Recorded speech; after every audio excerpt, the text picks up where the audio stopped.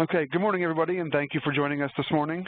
Before I hand off to AK, just a reminder that if you have questions along the way during his presentation, please use the Q&A functionality right within the WebEx.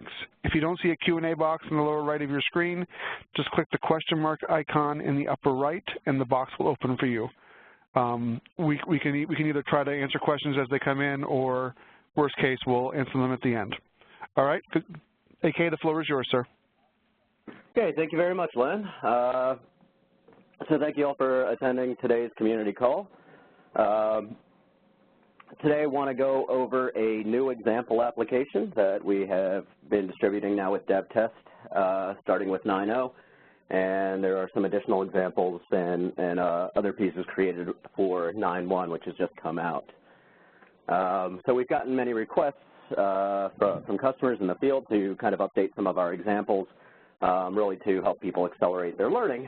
So we've gotten started with a new application, so we can look at a context other than currently the financial, which we have with our Lisa Bank application. And so now we are going to look at, we have an example application called Forward Cars. And so this is a more retail consumer-oriented type of application.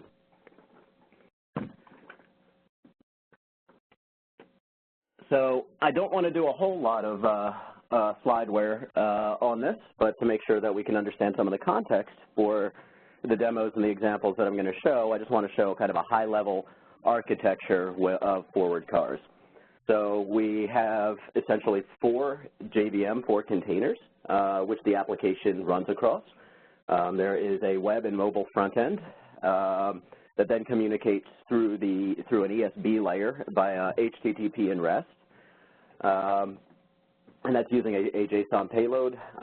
Behind the scenes and behind the ESB layer, we have some of the traditional web services talking with inventory, and we also have JMS communications that are being done with a loan application that is simulating some third parties.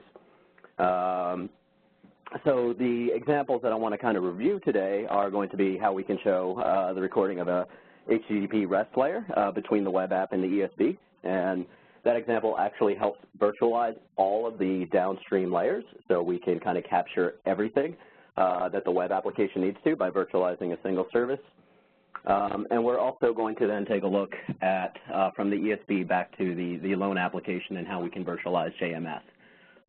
And that way we have a couple of examples, both one sort of the easier one around REST and JSON, and then we can get into a slightly more complex example of how we can configure multiple queues in a JMS environment.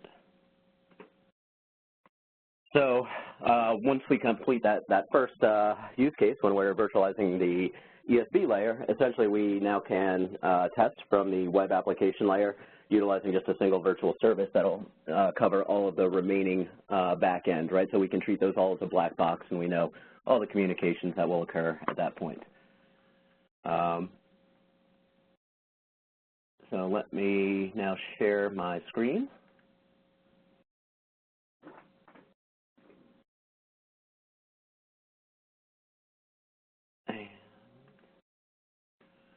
All right, so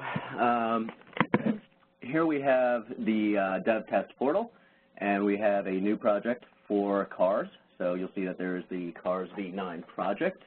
So this will come right off a default install, and you can see some of the virtual services that we have already created. So the examples come in kind of fully baked. We have the REST-based service for that ESB that I was talking about, and we'll go take a look at that service in just a moment. Forward Cars, let me come back to my home.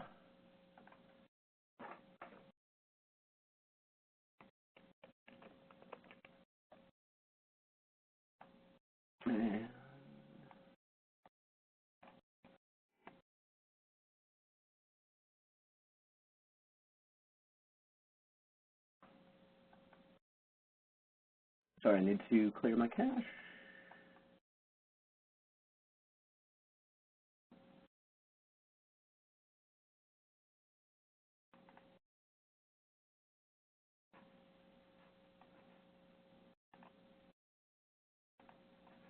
All right, sorry about that.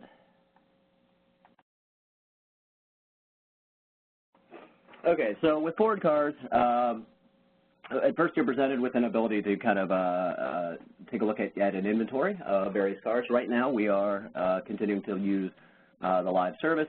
So from here we can go in and take a look at specific cars, get some information around them, do a VIN lookup. This is an additional service that is available, so we can get some history on the car. And then we have the ability to also make a loan application. This is a piece that, at this point, between the front end and the ESB, is HTTP and REST. Until we can submit the loan, and we can come back and see our status. Now, the loan application has been sent on to 3 virtualized external third-party partners so that you can see the results of different loans. So this is kind of some of the basic operations. Some other things just to kind of point out. When you're trying to do recordings, and we'll walk through that in detail, we have some administrative functions so we can change around the port. And I'll do that in just a moment when I'm ready to actually consume the service. Some additional items that we can do, we can also add additional cars, remove cars. This enables you to kind of look at how we could do some CRUD operations around test virtual service and show all of the kind of round trip that you may want to do. So you can execute a test, update something, see that you get the proper result.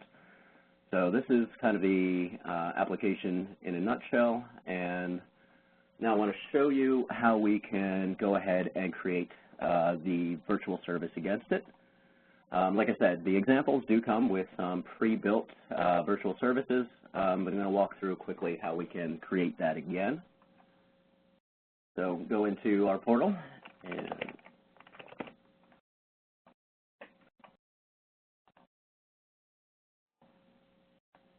going to create a new virtual service.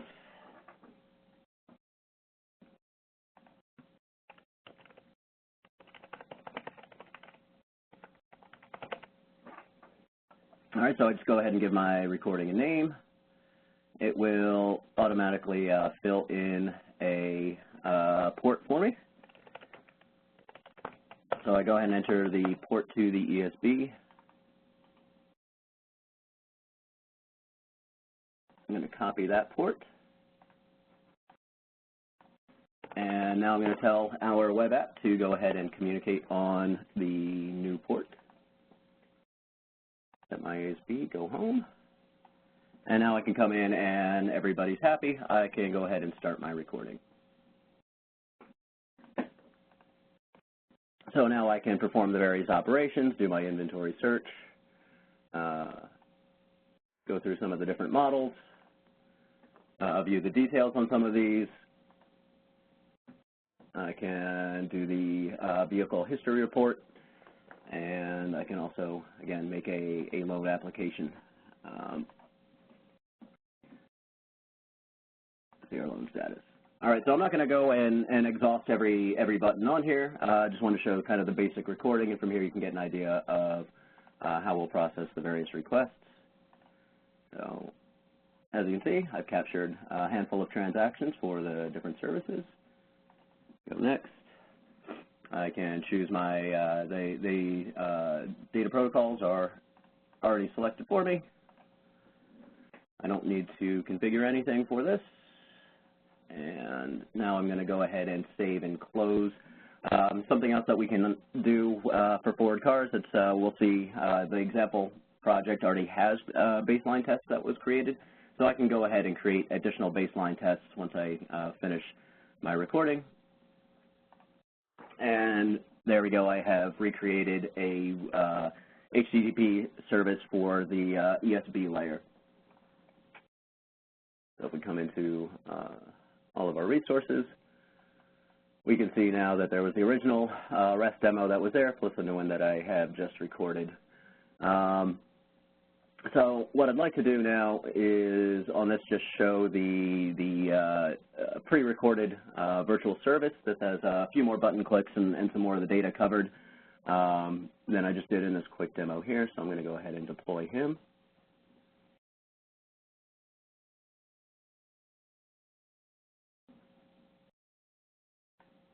and now we will take a look at him in my VSV.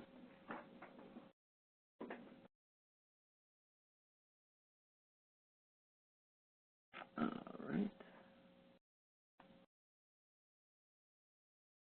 So we'll see the Cars REST is running. It's running on port 7001. So in order to exercise the service, let me come back here. And we'll change the port that we are going against, make that the port that we are running our virtual service on.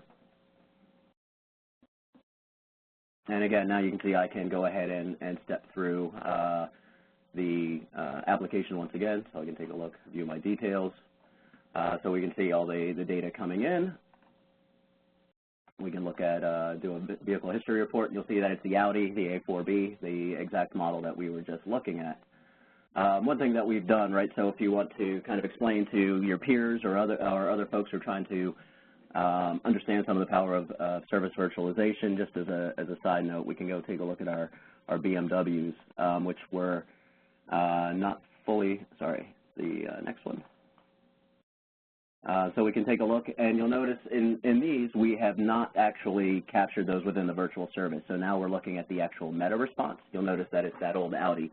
Meanwhile, if you go and choose some of the ones at first, these are ones that we actually did record. So we see the full details there from what we recorded when making the virtual service. And again, we can kind of look at what happens when we do a meta transaction for one that we didn't actually record, showing some of what happens with a virtual service in actual use. So from here we can come in, take a look at our virtual service, open it up, and again we can see the various requests that were made and get an idea of sort of how the application functions and things of that nature. Similarly, not just the virtual service, we can come back and run a baseline test or a suite against it. So let me go take a look at our test suite. So we have our all test suite, and I want to run that with some options. So it comes, and we'll take a look at the workstation version of this when we get to some of the JMS. So we can select the right configuration so that the test is either going against our virtual service or going against the actual live ESB, which is still running. So we have our choice of basically validating our virtual service, which is what I'm going to go ahead and do. But again, you can come back in and run it directly against the ESB if you want to look more at from a test perspective.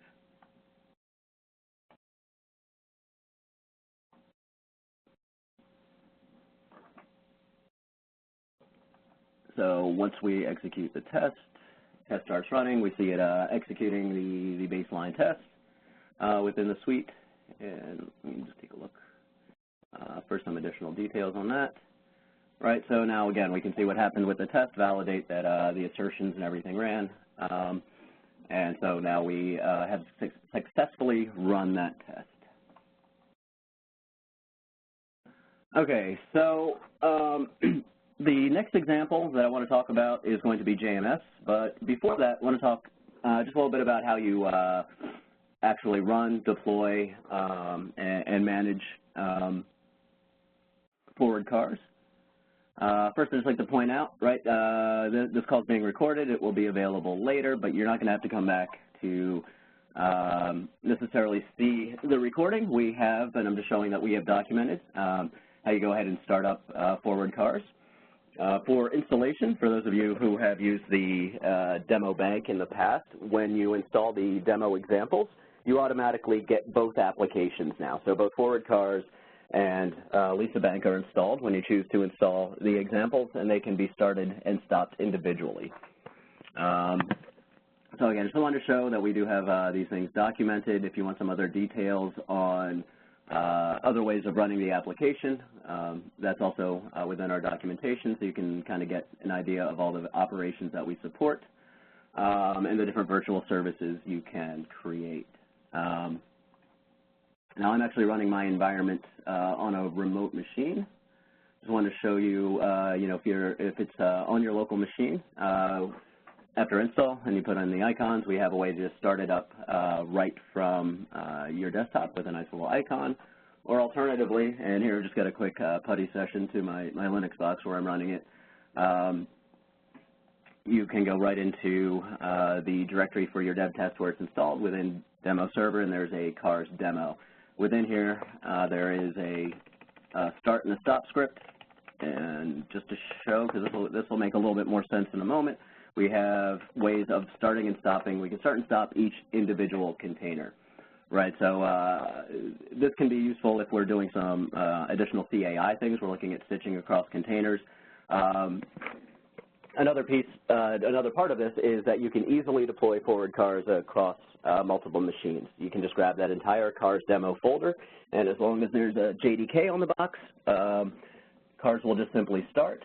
So you could, if you're looking to get some more information on what's happening across the network or things like that, you can run each of the individual components on its own container, and you can either just run start to start everything up, or you can control the execution of the individual components.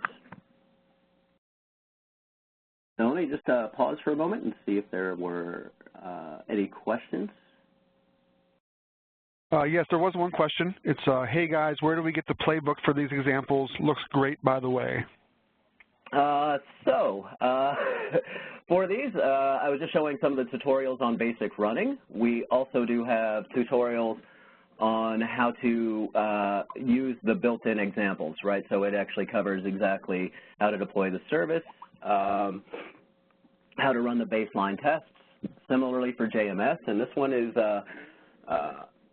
we'll take a look at that just in a moment, but the JMS is a pretty advanced example of recording against multiple queues. So basically we want to target both some kind of easy, quick, let's get you started, as well as provide some examples on what are typically more challenging topics.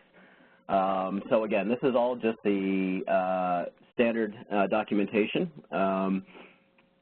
that is available with the product, so that this should all be out there. There is, and again, if you have any other questions or follow-ups, you can always reach us on the, reach me on the communities.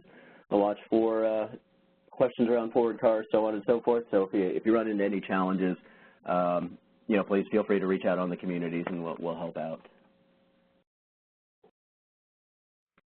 So, there I cover the REST example.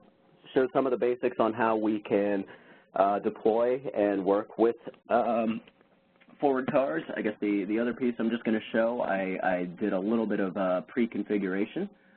Something else just worth pointing out, by default, forward car starts with CAI agents running in each of those containers, but you can choose to run it without the agents, based upon your usage scenario. The other piece is if you're doing, say, a deployment across a couple machines, or you want to play with the ports, all of the configuration items are right here in the base directory, and basically we have a properties file for each of the components which has configuration associated with it. And I think I see a question coming up.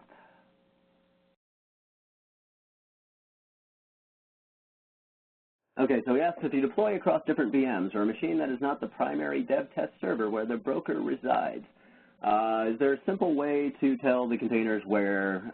Yes. So that would actually be in these property files.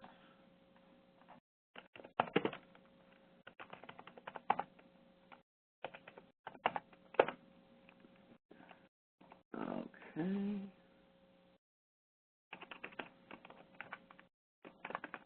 Oh, wait, sorry.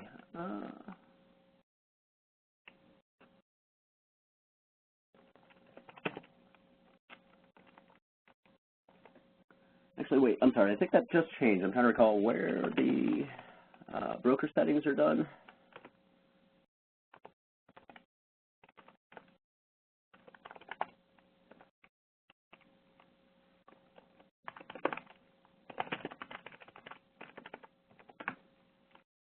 Sorry, no, it's going to be, sorry, it's in a start script, I do believe. You know what, Christian, I'm going to get back to you. I thought I knew where that was, but apparently I've forgotten where we popped the broker configuration. Oh, and I just noticed the start.bat. So yeah, we've done something to improve that. I'm just forgetting now where the exact setting was.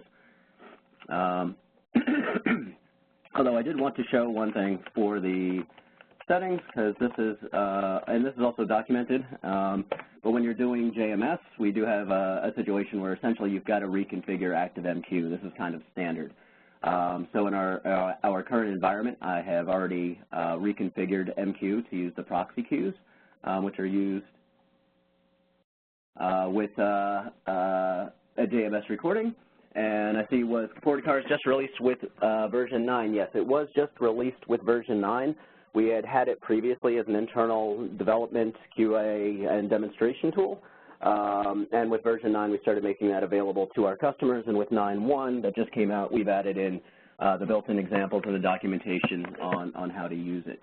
Now, I know all this Q stuff looks like a whole lot of fun and kind of dense. So that's ActiveMQ. I can't really do anything about it. But the nice thing is, if you have forgotten, once again, in the documentation, we cover how to configure the queues so that we can record or do playback utilizing the proxy queues.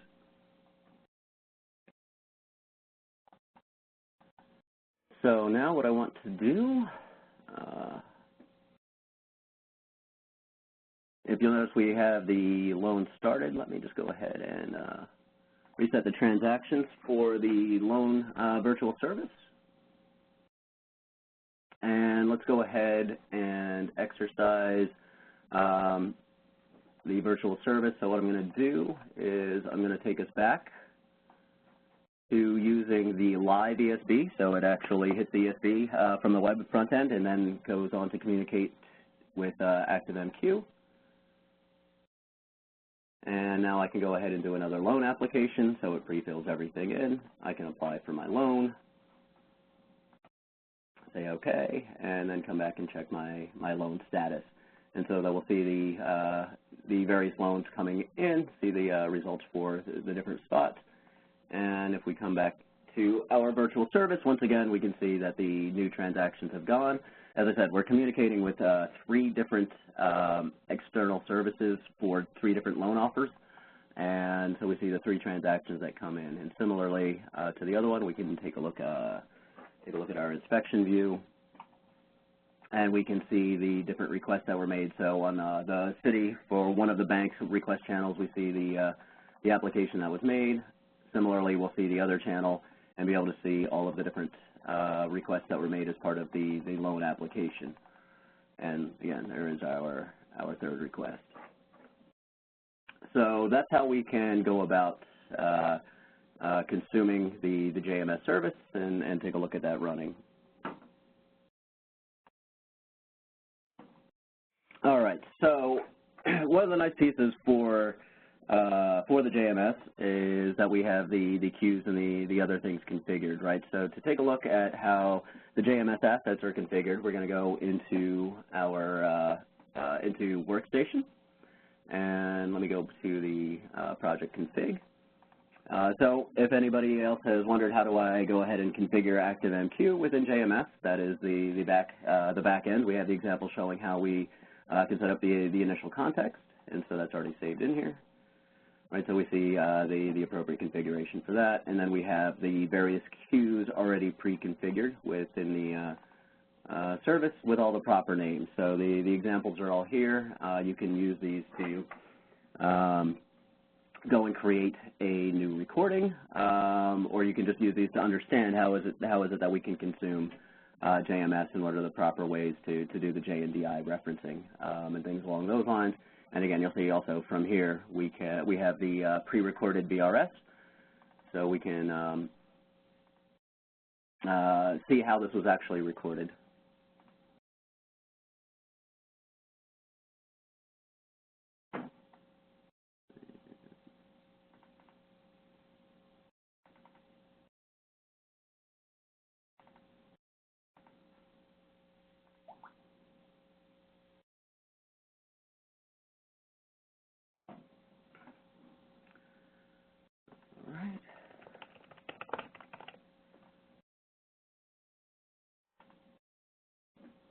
So as you can see, it shows exactly how you need to set it up for multi-channel requests. So this is all here within the VRS. So we can see the single response queue. We have multiple request queues. So again, we're trying to kind of simulate a more complex sort of real-world example when we're talking with multiple third parties around JMS. And here's where all the configuration and the other items come in. Now, I'm not going to complete the wizard. I think we've kind of stepped through this a couple of times. So we're not going to go ahead and make a new recording right now, but I just wanted to show you that we have all the configuration here. You can go in, take a look, and understand a bit more about how the example as a whole works.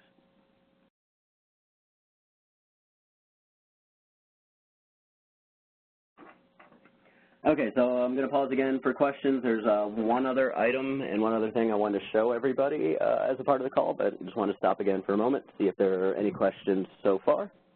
Yeah, AK, there's actually a couple questions that came in via the Q&A rather than in the chat. I know you answered some from the chat. I actually assigned them to you so you can see them in the My QA tab. I just want to make sure that we covered those. I think a couple of them we may have through the course of your other answers, but I just want to make sure. Hold on. Okay, now I see.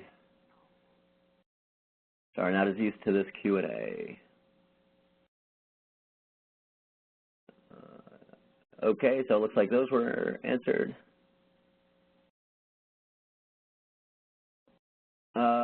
No, at the moment, the JMS does not support the auto-generation of baseline tests in the method that I just showed. That may be changing in the short term, but for right now, that is not a current capability. My customer is currently using 8.3. Could I potentially download this? Yes. So if you go to download 9.1 and you grab the demo application, it's not really version specific as far as using the demo app. I think at install time, the installer may do a check and say, oh, you're trying to install the wrong version. However, from the way it is deployed, you can literally just unzip the demo server zip file that you get from the download. And as long as there's a JDK on the machine that it can find, you can just go ahead and run forward cars directly from there. So there's no reason that you should not be able to use it with 8.3. Like I said, prior to its release, we've been using it internally, and so there's nothing really version specific about the example application.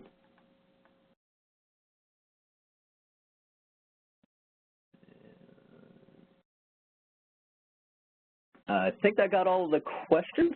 I just want to make sure, I think I've covered any. If I accidentally missed one. I think you got all of them. All right, excellent, excellent.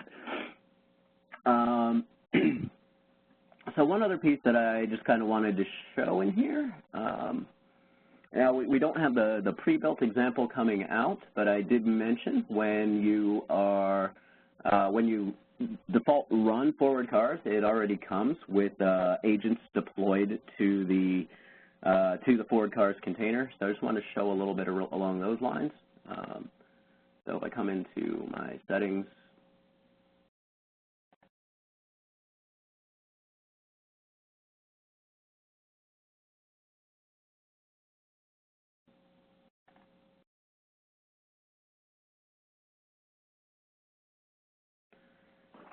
all right, actually let me just shrink down some of this.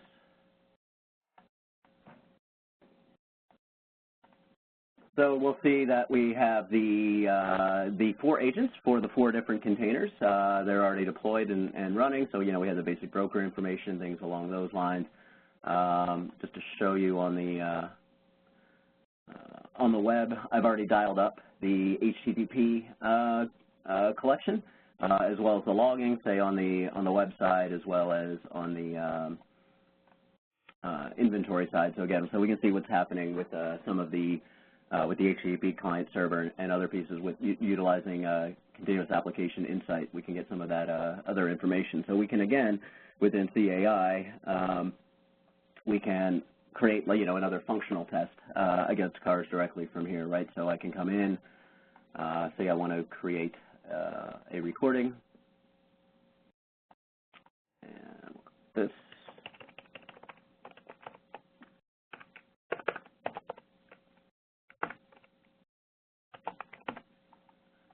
I'll go ahead and start my recording.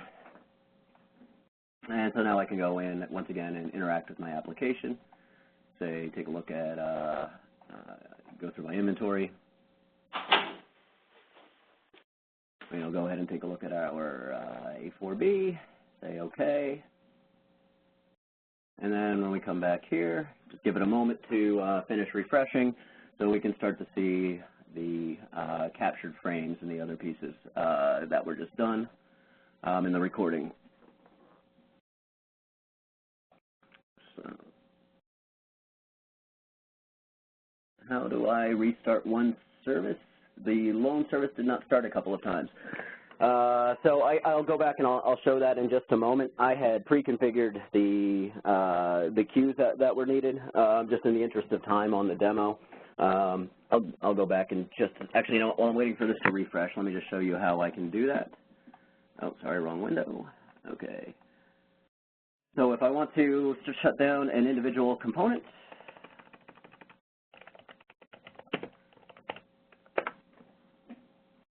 I can simply go in and shut down the service. So it's, again, it's just stop.sh followed by the component that I want to shut down, whether it be the ESB, the web, what have you. And now, if I come back here, actually, you know what, just before I continue, let me stop my recording, because I do want to stop right there. And I'll just show you now if I do come back and try to get my loan status. I no longer am able to get any loan status because right now I'm talking through the live ESB that's trying to communicate now to loan backend that has been shut down. So we don't have this going through anymore, and this guy is dead. Anyway, so coming back to here, just trying to show, right, so now we can see some of the various trails, the things that were done for the agent. Sorry, let me go ahead and save.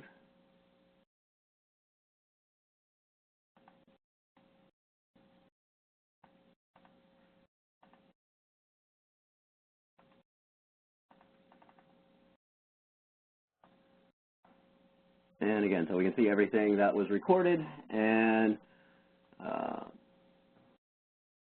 see the various frames. And this is basically, you know, basically Cars is ready to go for you to kind of play around with continuous application insight as well. So any further questions? Any thoughts?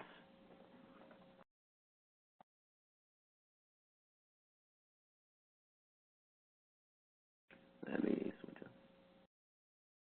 up. All right, guys. So that was largely what I wanted to show around the example application. Again, if you have any follow-up questions, feel free to post a question to the community.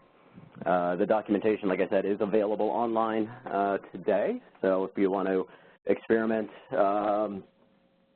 with the new application, there's guides on how to go ahead and start up those default services that are included.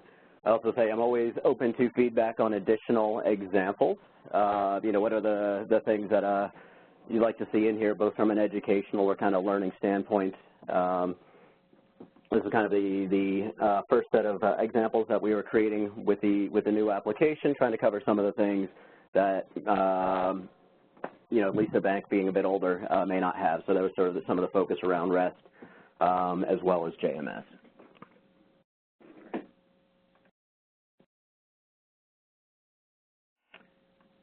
All right, AK, I did assign you a couple more questions. I think you answered one of them. I'm not sure if you got both of them.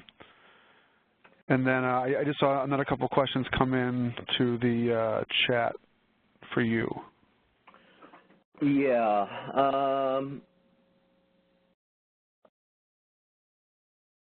Okay, I do not have any Java virtualization scenarios ready to go.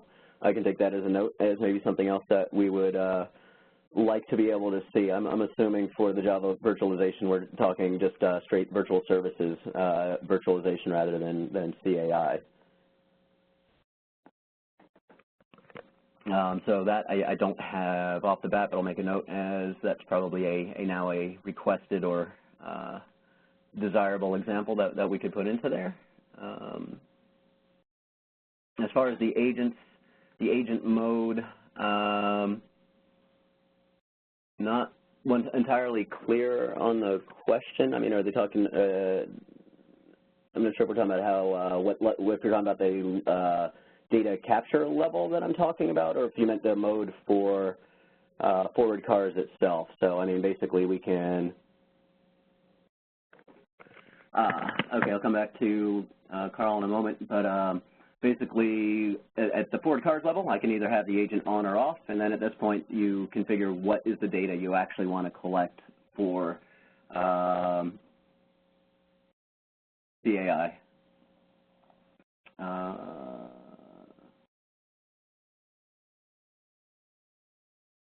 So I see another question around virtualizing JDBC. I don't know that there's a strong reason to pick one versus the other than this is a more modern application at this point. So, you know, I think it'd probably behooves you to move forward with the new forward cars, but I mean, there's not something that's inherently better for showing JDBC virtualization over Lisa Bank. And yes, you would still need to dial in full capture for the JDBC and others to see that type of data. The last question I saw on here at the moment is using the endpoint from the ESB to the inventory, and that is done. I'll just show you once again. If we go into the actual inventory screen, there's this little lock icon hiding up in here. And this is where you can access some admin functions around the car. So this gives you additional operations that you can execute, as well as right here is where we can change around and set the ESB port. Right, so let's say if I set this to something arbitrary, nobody's running there. Come back and try to look at our inventory. We see that our inventory has now gracefully disappeared.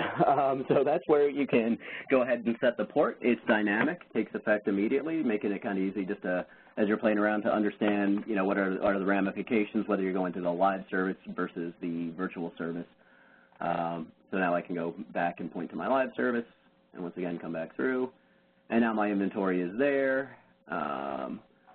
And as we come through, the first few makes all have cars and other things associated with them that we can go and take a look at. And since it's the live service, you'll notice absolutely all the data ends up lining up with what I'm looking at, because again, this is the live. We have no meta matches or anything else like that happening. When we do go to the pre-recorded virtual service, or the one that you've made, you'll probably find some meta matches occurring, kind of showing that power of our virtual services and that we don't actually capture everything. Yeah, so as I come through, guys, remember this BMW, who we did not bother ever capturing until we see the meta match showing it right there.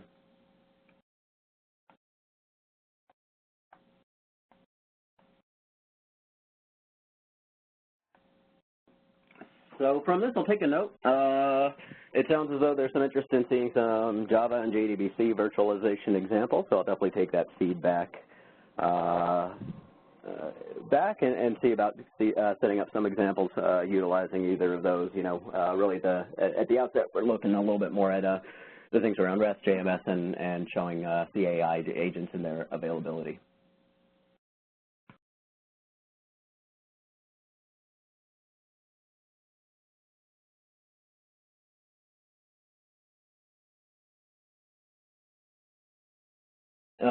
Okay, I see in the chat, sorry, it's a little hard juggling two sets of questions. I'm pointing the VS for the loan application from the live service, and that is the piece that is in our loan properties.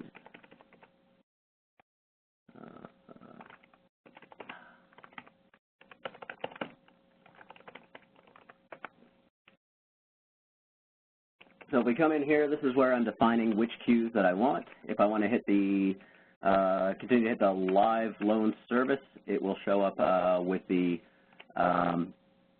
just the standard queue. Otherwise, we replace it with proxy queue to show that we want to hit the proxy queues that we have configured, and those are configured for use within the workstation.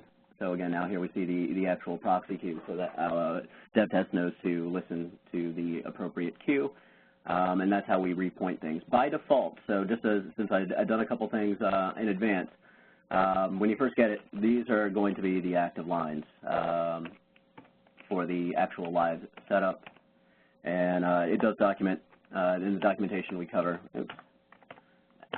adding in the additional lines for the proxy queues.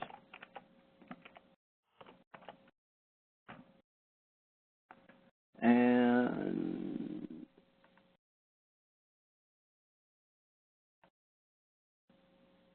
all right, so yeah, I have a bunch in chat. All the documentation is in 9.1, yes. I do not currently have plans around integrating APM agent with this current demonstration. I'll take that as a note. I see that there was some question related to VSE companions, but I don't see the actual question.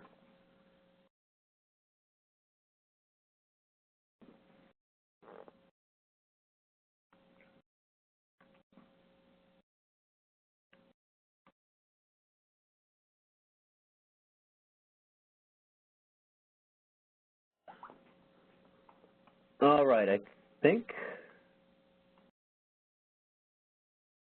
Oh, okay. Okay, that was really okay. Yeah. So at the moment, we're not showing with the APM agents. I mean, I guess it would not be too tricky to pull in some data and set up a think scale companion or something along those lines. But yes, at the moment, I do not have that built into the demo server, and I'll take a note on that one.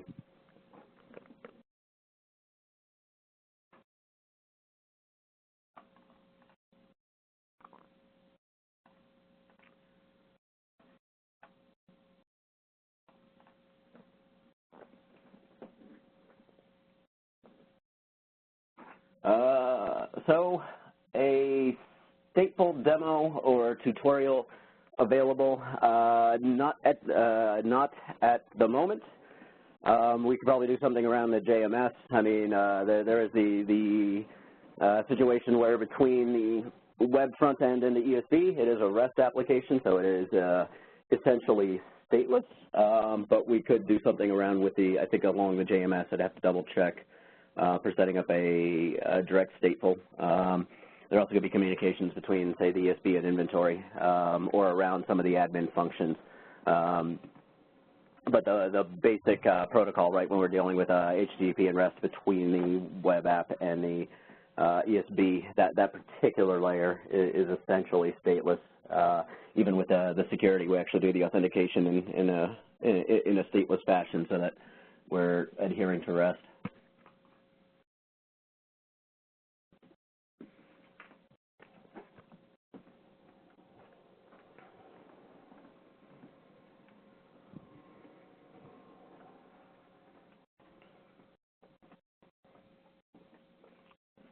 Okay, so again, I will just remind you all, when you want to go play, take a look at the documentation. It does cover it. Any further requests, questions, follow-ups, feel free to hit us up on the community, either myself or one of the developers who works on this, or some other folks. Certainly be happy to help answer any of your questions. I also want to just quickly give credit to Pete Oliveira, who's one of our developers who's been working quite a bit with the application and structuring it to make it easy for us to do some of these examples and demos, as well as Adi Pandit and Garrett Smith, who both helped with creating some of these examples. And while there are no obvious Easter eggs, a handful of the example cars are actually some of our developers' cars with the identifying information removed. So I want to give a big thanks to my team for helping provide some of the inventory that we have. Okay, I see still slightly confused. Let me see if I can go back to the presentation.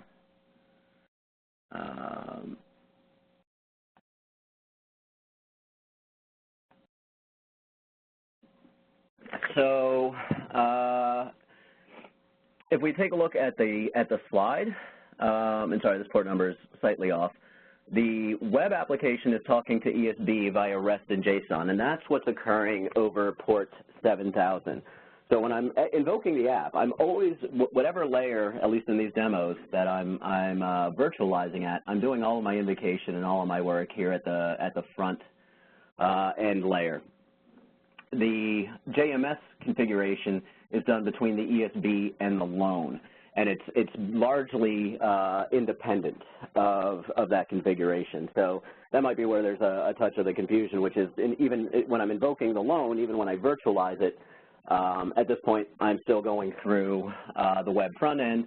That'll talk to the ESB server, which that's the one who's actually taking care of the loan, and that's where that configuration on the proxy queues and others kicks in. But when I'm doing my actual invocation, I'm doing it with the port at this layer.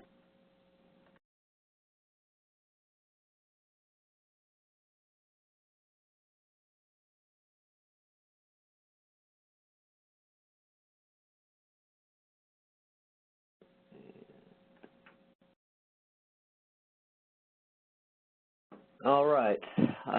Any other questions that hopefully, Tim, that helped clear up why we have two different sets of configurations?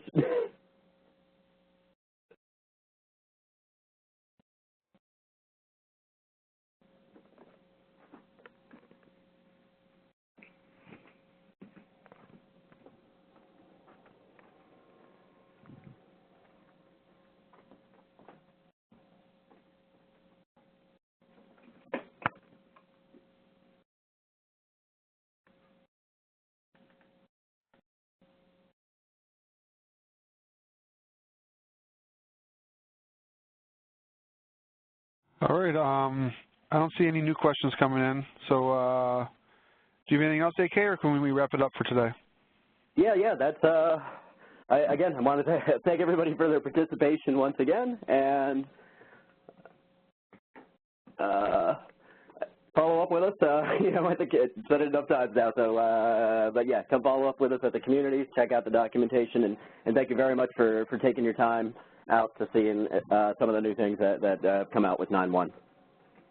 All right. Thanks very much, everybody. Have a great day.